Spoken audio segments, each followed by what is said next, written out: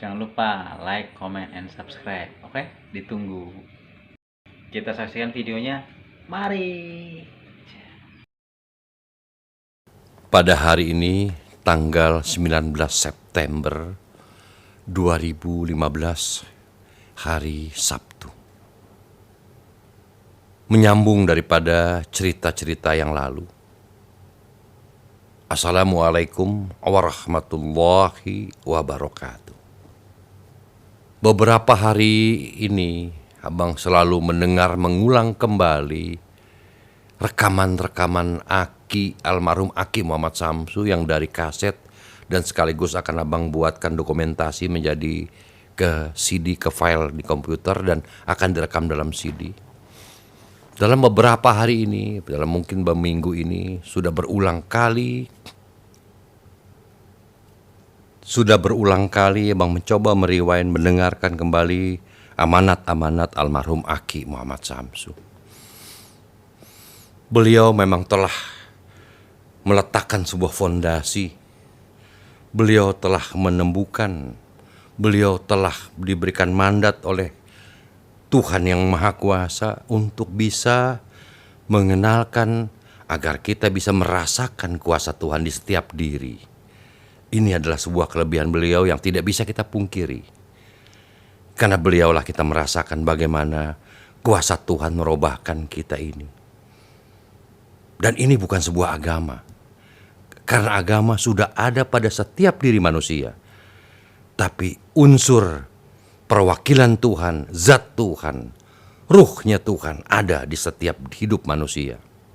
Ini yang kita sedang pelajari, dan ini yang sedang kita renungi, ini yang sedang kita hayati, dan ini yang sedang kita ingin tingkatkan di dalam rasa. Inilah dulu tugas almarhum Aki Muhammad Samsu. Dengan segala keterbatasan beliau dalam SDM, dalam pengetahuan agama, pengetahuan duniawi, pengetahuan bahasa.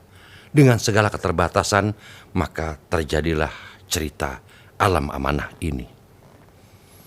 Maka kita, kalau kita sangat menyayangi, sangat menghormati dari apa yang Aki bawakan selama ini, maka kita jangan mengikuti bahasa-bahasa yang tidak tepat dari almarhum Aki, bahasa-bahasa yang kurang mengena karena keterbatasan beliau sebagai makhluk pada saat itu.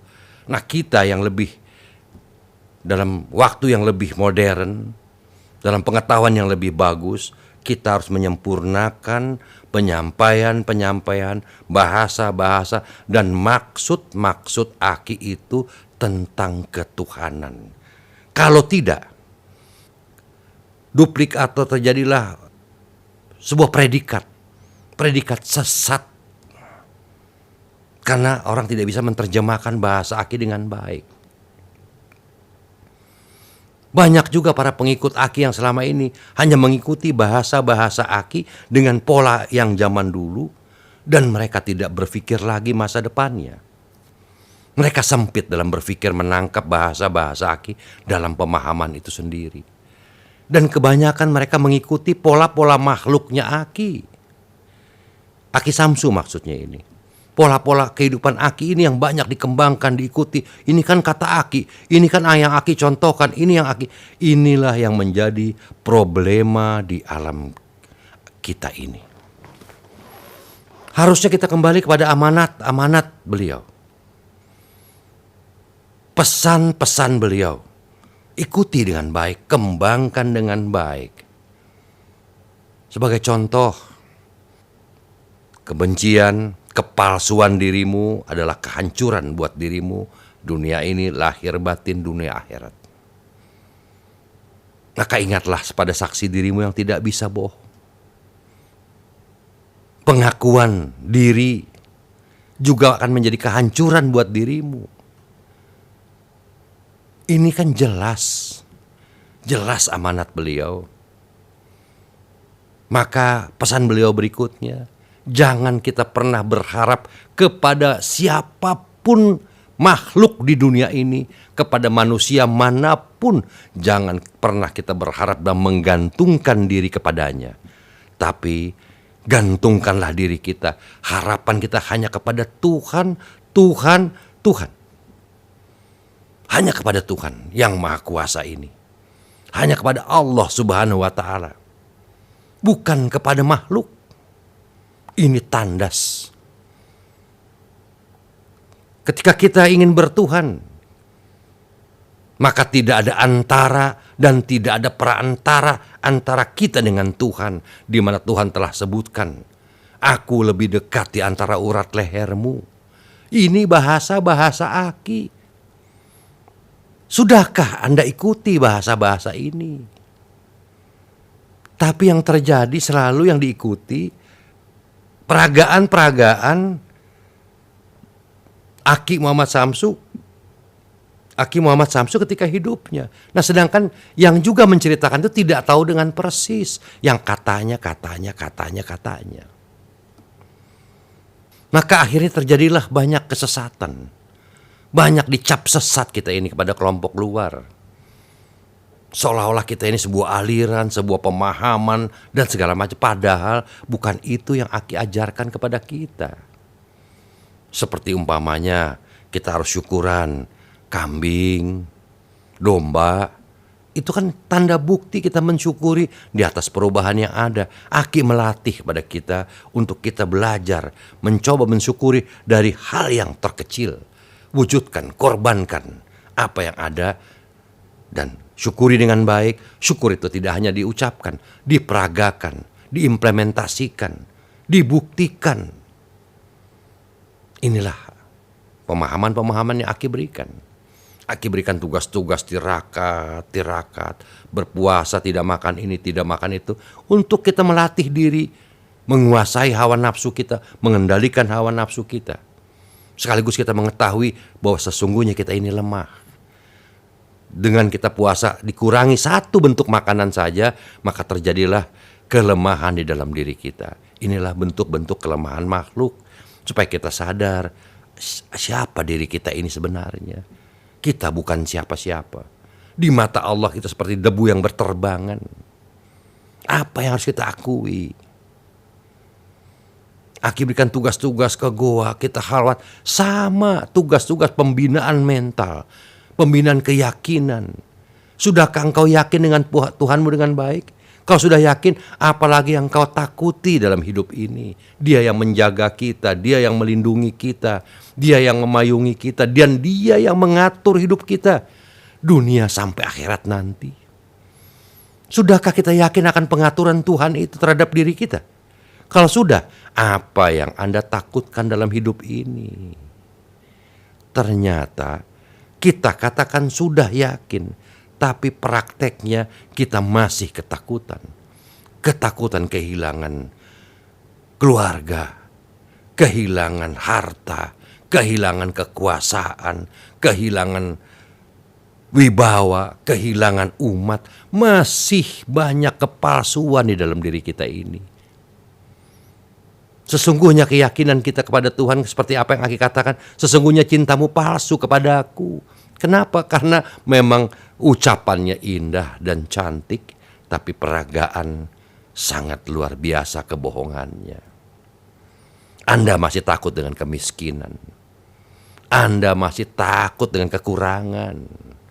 Anda takut ditinggalkan si A dan si B yang terdekat dengan kita.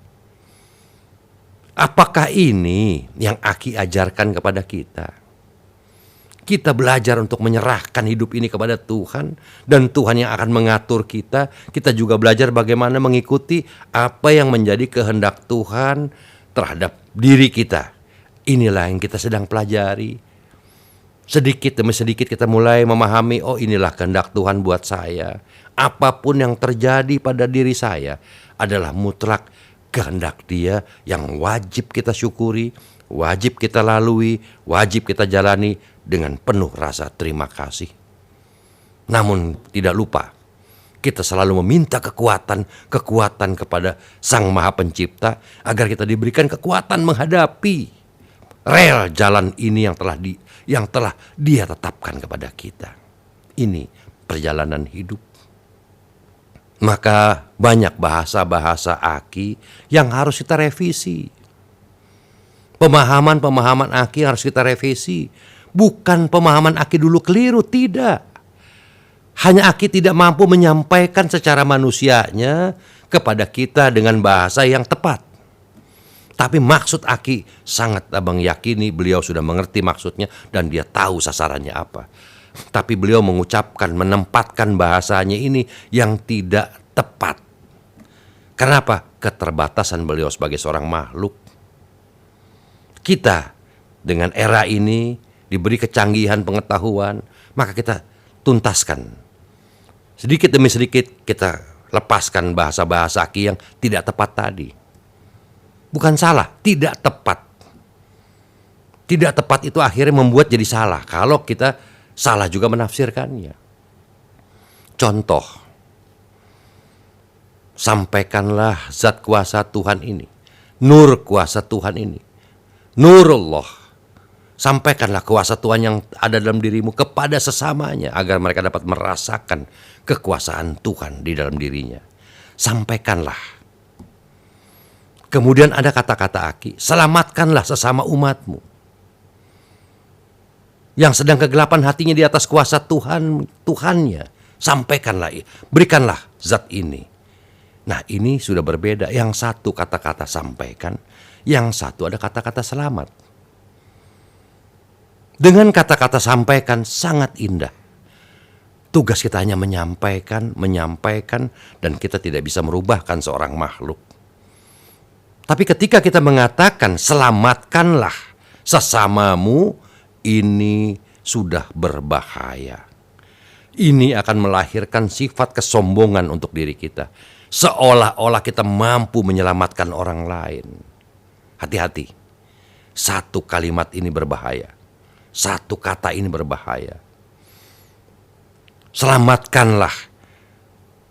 Maksud Aki itu kata-kata itu baik. Tapi kalau penempatannya tidak tepat, maka ini akan berbahaya. Akan membuat tergoda, kita akan tergoda dengan bahasa-bahasa itu. Seolah-olah kita nih penyelamat. Apa bedanya kita dengan Yesus nantinya? Seolah-olah penyelamat manusia. Kita menyelamatkan diri sendiri pun tidak mampu. Bagaimana bisa menyelamatkan orang lain? Maka yang tepat bahasanya, sampaikanlah kepada sesamanya zat kuasa Tuhan ini bagi mereka yang membutuhkan, bagi mereka sedang kegelapan hatinya di atas kuasa Tuhan. Sampaikan.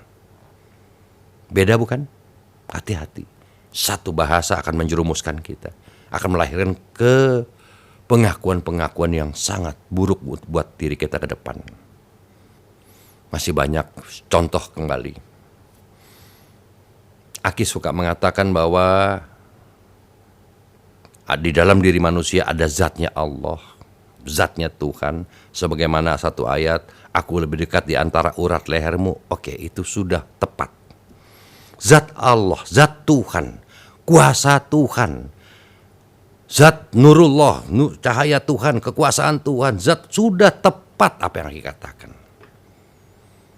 Dan dikatakan kemudian itu adalah ruh Tuhan. Ruhnya Allah. Dalam kita kembali ke bahasa Arab itu namanya ruhi. Ruhnya Tuhan, bukan ruh ciptaan Tuhan, bukan. Ruhi adalah ruh Tuhan. Karena ruh bukan sebuah ciptaan, melainkan ruh itu adalah bagian daripada Tuhan itu sendiri. Dari atas kemahabesaran Tuhan itu. Percikan-percikan, partikel-partikel. Si ruh ini dari Tuhan itu sendiri. Maka ruh itu tidak boleh dikatakan ruh jahat. Sebagaimana di Kristiani ada ruh jahat, ada ruh baik, ruh suci. Kata-kata ruh tidak boleh digabungkan dengan bahasa lain. Karena ruh ini diambil dari bahasa Arab. Ruh itu tidak boleh dengan kata-kata ruh dolim.